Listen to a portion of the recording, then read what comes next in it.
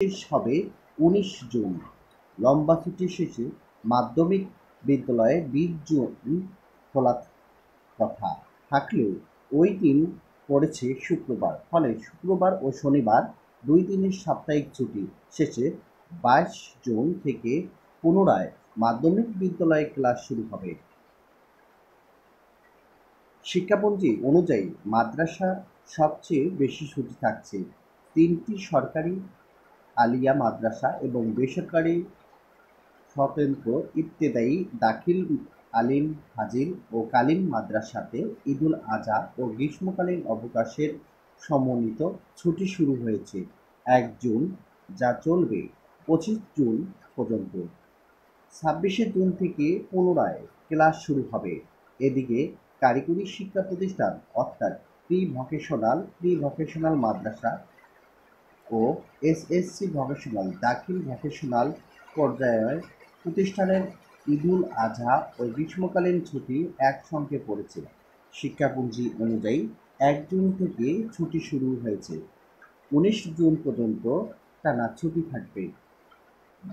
২০-২১ June সাপ্তাহিক ছুটি শুরু শুক্র শনি থাকায় ২২ জুন থেকে পুনরায় শ্রেণী কার্যক্রম শুরু হবে। দেশের ৩৫,০০০-এরও বেশি সরকারি প্রাথমিক বিদ্যালয় ঈদুল আজহা ও গ্রীষ্মকালীন অবকাশ মিলে বন্ধ থাকবে মোট ২১ দিন। ছুটি শুরু হবে আগামী ৩ জুন থেকে, যা চলবে ২৩ জুন পর্যন্ত। আগামী ২৪শে জুন থেকে পুনরায় প্রাথমিক বিদ্যালয় ক্লাস শুরু হবে।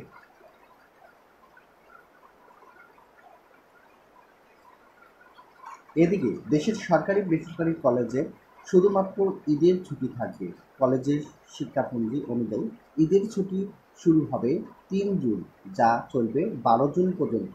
১৩ জুন থেকে পুনরায় কলেজের পুরোদমে ক্লাস শুরু হবে। ২০২৫ শিক্ষাবর্ষে বিশেষ বিশ্লেষণে দেখা গেছে এবার ছুটির সময়সীমা রয়েছে বিচিত্র। কোনো প্রতিষ্ঠানে ১০ দিনের মতো ছুটি থাকলেও কোনো প্রতিষ্ঠানে ছুটি ২৩ দিন ছড়িয়েছে। সবচেয়ে বেশি ছুটি পাচ্ছে মাদ্রাসার শিক্ষক শিক্ষার্থীরা।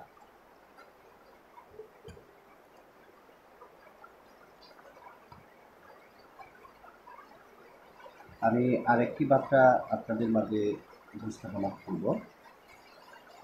সেটি হচ্ছে মাদ্রাসা শিক্ষক মে মাসের বেতন চেক ছাড়। এই বিষয়ে আজকে আমি একটু আলোচনা করব।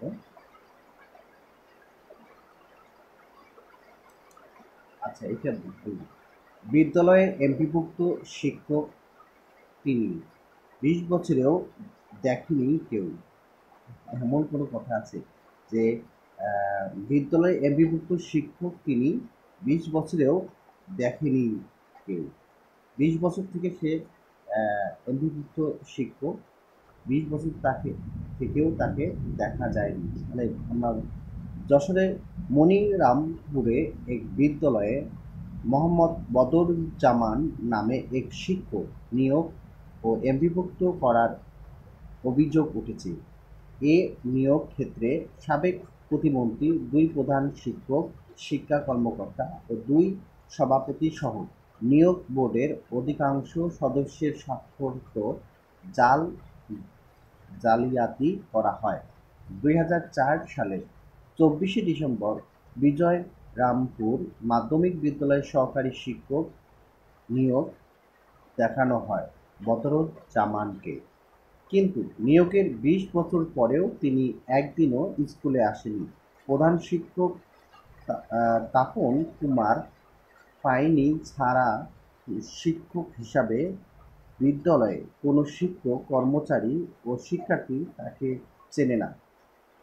এই জালিয়াতি বিষয়টি প্রকাশ্যে এলে সবাই জানতে পারে। এতে স্কুল এলাকায় ব্যাপক তোলপাড় সৃষ্টি হচ্ছে। জানা যায় ২০০৪ সালে বিজয়রামপুর মাধ্যমিক বিদ্যালয়ে ম্যানেজিং কমিটির সভাপতিত্বের দায়িত্বে ছিলেন সাবেক ধর্ম প্রতিমন্ত্রী প্রয়াত মুফতি মোহাম্মদ ওয়াক্কাস। প্রধান শিক্ষক ছিলেন মোহাম্মদ ইনসার আলী। তারা দায়িত্ব থাকাকালীন বদরুজ্জামান নামে কোনো সহকারী শিক্ষক নিয়োগপ্রাপ্ত হয়নি। অথচ ২০ বছর পর এসে জালিয়াতির মাধ্যমে তাকে সহকারী শিক্ষক হিসাবে নিয়োগ দেওয়া হয়েছে বলে দেখানো হয়। ফলে বর্তমান প্রধান শিক্ষক তাপস কুমার পাইনকে নিয়ে ব্যাপক চাঞ্চল্য সৃষ্টি হয়েছে। কথিত শিক্ষক বদরুজ্জামানকে বিদ্যালয়ে আনা নিয়ে স্থানীয় জনসাধারণের মাঝে ব্যাপক প্রতিক্রিয়া দেখা দিয়েছে। এমনকি এ কারণে ক্ষুব্ধ জনতা প্রধান শিক্ষক তাপস কুমার পাইনকে বিদ্যালয়ে ২ দফা অবরুদ্ধ করে রাখেন। স্থানীয় ব্যক্তিদের দাবি, বদরুজ্জামানকে নিয়োগ দেখাতে সাবেক প্রধান শিক্ষক মোহাম্মদ ইনসার আলী ও সাবেক ২ জন সভাপতির স্বাক্ষরিত জাল করার ঘটনা ঘটেছে। এই ২ সভাপতির মধ্যে একজন রয়েছেন সাবেক ধর্ম প্রতিমন্ত্রী মরহুম মুফতি মোহাম্মদ ওয়াক্কাস, অপরজন হলেন বিজয়রামপুর গ্রামের বাসিন্দা ও ব্যবসায়ী ঝন্টু পাটোয়ারি। এছাড়া নিয়োগ বোর্ডের অপর প্রধান শিক্ষক সদস্য করা হয়েছে উপজেলার সবুলকাটিল মাধ্যমিক বিদ্যালয়ের মৃত প্রধান শিক্ষক আব্দুল আজিজ এবং প্রকল্প কর্মকর্তা আব্দুল হান্নানকে। এলাকার গুঞ্জন উঠেছে নিয়োগকৃত ও ম্যানেজিং কমিটির সব সদস্যের স্বাক্ষর জালিয়াতি করা হয়েছে।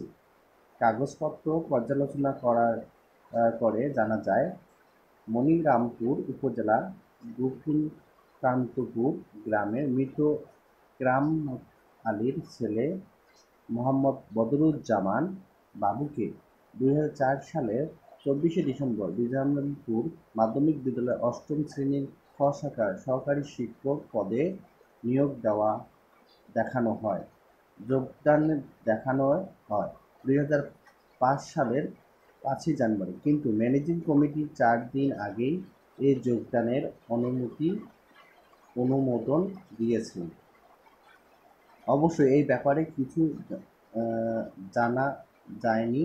তৎকালীন প্রধান শিক্ষক ইনসার আলী তিনি দাবি করেন, বলে, আমরাও ৩৭ বছর শিক্ষকতার জীবনে বদরুজ্জামান বাবু নামে কাউকে বিজয়রামপুর স্কুলে নিয়োগ দেওয়া হয়নি। এমনকি আমার করা সাক্ষ্য নিয়ে যে প্রশ্ন উঠেছে সেটা আদৌ সত্য নয়। তবে যতটুকু শুনেছি, বিদ্যালয়ের বর্তমান প্রধান শিক্ষক তাপস কুমার পাইন ও কতিপয় ব্যক্তি জালিয়াতির মাধ্যমে একজন শিক্ষককে নিয়োগ দিয়ে তার এমপিভুক্ত করেছে। বর্তমানে তাকে বিদ্যালয়ে উঠানোর চেষ্টা চলছে।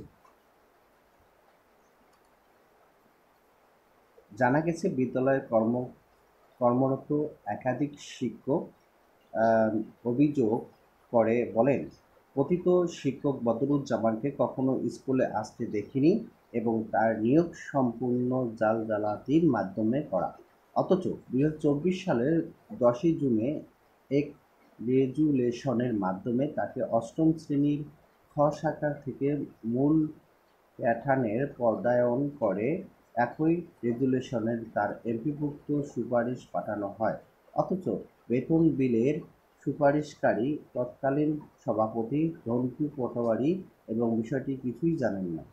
সাবেক সভাপতি ঝন্টু পাটোয়ারি জানান, সভাপতির দায়িত্বে থাকাকালীন বদরুজ্জামান নামে কোনো শিক্ষক স্কুলে ছিলেন না। তার রেজুলেশনে আমরা স্বাক্ষরিত কীভাবে এলো এটা আমরা জানি না। বাইরে অভিযোগ উঠেছে, বিদ্যালয়ের বর্তমান প্রধান শিক্ষক তাপস কুমার পাইন, ম্যানেজিং কমিটির কতিপয় ব্যক্তি যোগ সাজেশে ১৬ লাখ টাকার বিনিময়ে জালিয়াতির মাধ্যমে বদরুজ্জামান শিক্ষক হিসাবে বিদ্যালয়ে আদিষ্ট করে চেষ্টা করেন। আসলে এরকম তা করা উচিত নয়। একটি বিদ্যালয়ে এরকম যে একজন প্রধান শিক্ষক যে এরকম একজন জাল সার্টিফিকেট ব্যবহার করে নিয়োগ করা হবে, এটা কিন্তু ঠিক না। এবং প্রধান শিক্ষকের দায়িত্ব তার তার থেকে অনেক শিক্ষক অনেক কিছু শিখতে পারে, কিন্তু তিনি যদি এরকম আচরণ করেন তাহলে এটা মেনে নেওয়ার মতো নয়। একজন প্রধান শিক্ষকের অনেকটা গুণ থাকা উচিত। সে গুণগুলো থেকে তিনি যদি এরকম করেন প্রধান শিক্ষক, তাহলে অন্যান্য সহকারী শিক্ষকরা তার কাছে কী হবে? আমাদের একটি বিদ্যালয়, আমাদের কুড়িগ্রাম রংপুর জেলায় একটি বিদ্যালয় আমি দেখেছি, প্রাইমারি স্কুলে যখন প্রধান শিক্ষক থাকে মোটামুটিভাবে ক্লাসগুলো সুন্দর হয়। তাহলে আমরা এখানে বুঝতে পারছি যে সহকারী শিক্ষক প্রধান শিক্ষককে অনেক শ্রদ্ধা করে এবং ভয় বলতে এখানে ভয় বলা যাবে না, শ্রদ্ধা করে এবং তার কথা খুবই মানে। এবং তিনি যখন বিদ্যালয়ে থাকেন পুরোদমে ক্লাসগুলো সুন্দরভাবে হয়, কিন্তু তিনি যখন অফিসিয়ালি কাজে যখন বাইরে যান তখন কিন্তু অন্যান্য শিক্ষকরা ক্লাস ফাঁকি দেওয়ার টেন্ডেন্সি থাকে তাদের। এটা ঠিক না। তাহলে একজন প্রধান শিক্ষকের কীরকম গুণ থাকা উচিত আপনারা বুঝতে পারছেন। আশা করি এই ভিডিওতে আপনারা অনেক কিছু জানলেন। যদি ভালো লাগে অবশ্যই আমার চ্যানেলটি সাবস্ক্রাইব করবেন এবং পাশে থাকবেন। সবাই আমার এই ডাব্লিউ চ্যানেলটি অবশ্যই সাবস্ক্রাইব করবেন। আল্লাহ হাফেজ।